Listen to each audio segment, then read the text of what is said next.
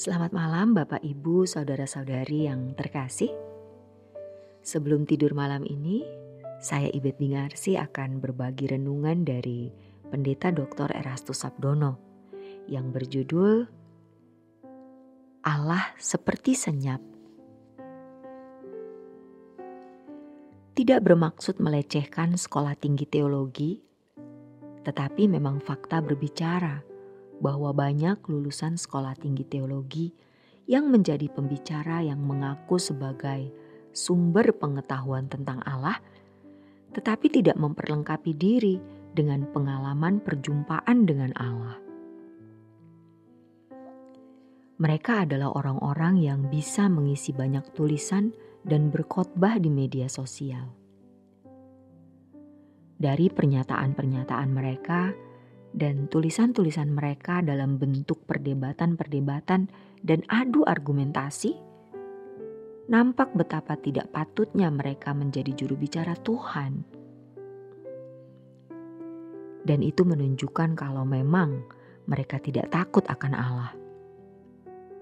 Mereka tidak segan-segan mengucapkan kalimat yang benar-benar tidak etis. Dalam ukuran kesantunan umum saja sudah sangat rendah. Apalagi diucapkan seorang yang mengaku sebagai utusan Kristus atau hamba Tuhan. Semua itu menunjukkan bahwa mereka hanya memiliki pengetahuan tentang Tuhan atau teologi, tetapi tidak mengalami perjumpaan dengan Allah.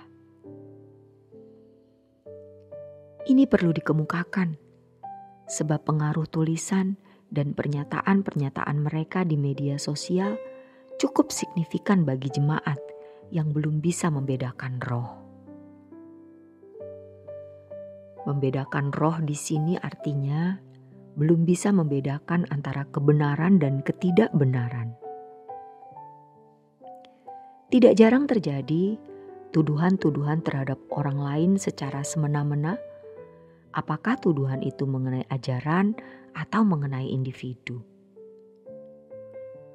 Perjumpaan dengan Allah yang dialami seorang teolog itu akan tampak.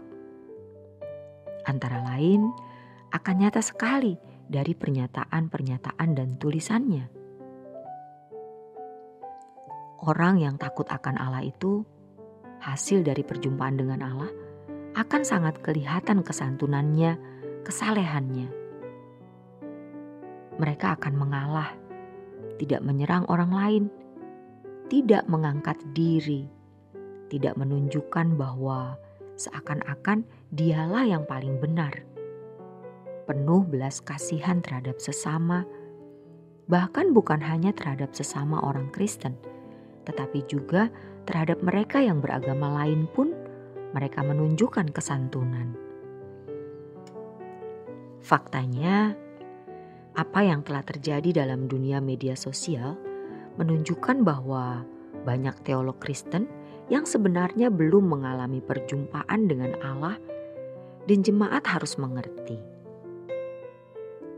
Sejatinya mereka adalah orang-orang yang tidak patut didengar. Orang-orang yang hanya mau mengangkat diri dan kalau hidup mereka diperiksa, mereka bukanlah orang-orang yang telah benar-benar memberi pengaruh positif kepada masyarakat di sekitarnya. Sebaliknya, kita melihat ada hamba-hamba Tuhan yang tidak banyak bicara di media sosial, tetapi mereka adalah orang-orang yang menggarami jemaatnya atau orang-orang di sekitarnya, dan nyata sekali prestasi kehidupan yang mereka capai untuk sesamanya. Jangan sampai kita terbawa suasana fasik itu, suasana fasik di lingkungan Kristen. Fasik artinya tidak takut Allah dan tidak peduli perasaan Allah dan tidak peduli hukumnya. Jangan kita terbawa dalam suasana seperti itu. Maka tidak perlu kita mendengar apa yang mereka kemukakan. Tidak perlu kita membaca apa yang mereka tulis. Karena hal itu akan mengeruhkan pikiran kita dan merusak spirit kita.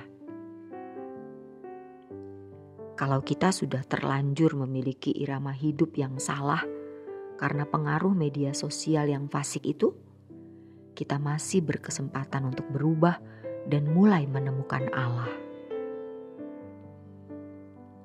Temukan Allah, cari wajah Allah dalam doa pribadi kita. Memang masalahnya Allah itu kadang-kadang seperti senyap, seperti tidak ada, seperti sulit dijangkau. Tetapi kalau kita benar-benar memburu pengenalan akan Allah dengan hati yang haus dan lapar akan Tuhan, kita pasti menemukannya. Kita bisa merasakan hadirat Allah dalam penghayatan yang benar akan kehadiran Allah. Kita tidak akan terjebak dalam kepuasan memiliki pengetahuan tentang Allah tanpa mengalaminya seperti yang banyak orang alami. Memiliki banyak pengetahuan tentang Allah tetapi tidak mengalami perjumpaan dengan Dia. Kalau kita sungguh-sungguh mencari Allah, Allah yang seakan-akan senyap itu, Ia menjadi tidak senyap di dalam hidup kita. Dia berbicara aktif, Allah yang hidup. Sehingga kita bisa menemukan keindahan Tuhan. Dan kalau kita menemukan keindahan Tuhan, maka kita tidak akan lagi menoleh ke belakang, tidak akan berpaling. Dunia menjadi tidak menarik lagi. Kita menjadi takut berbuat dosa.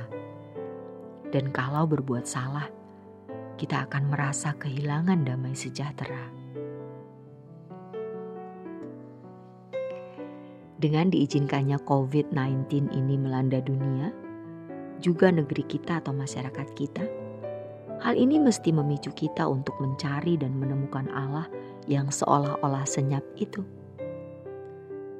Apalagi kalau setiap saat kita bisa terpapar dan meninggal karena COVID.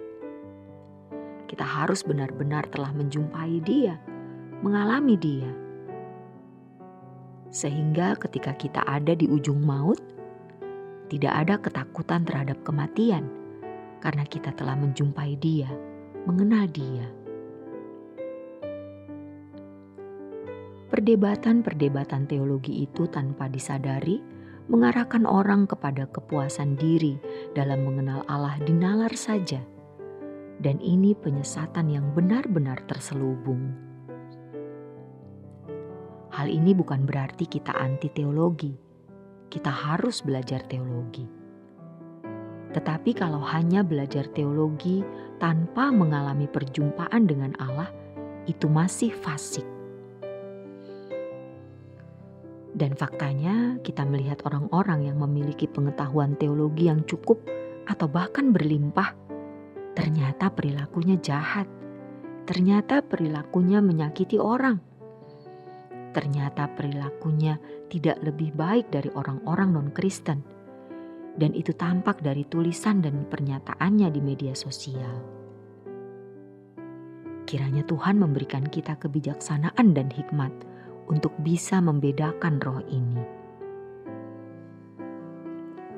Allah itu kadang-kadang seperti senyap, seperti tidak ada, seperti sulit dijangkau.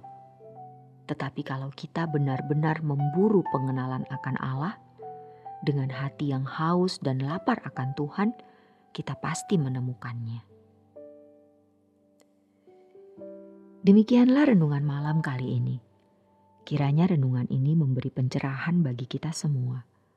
Selamat beristirahat dalam berkat Tuhan.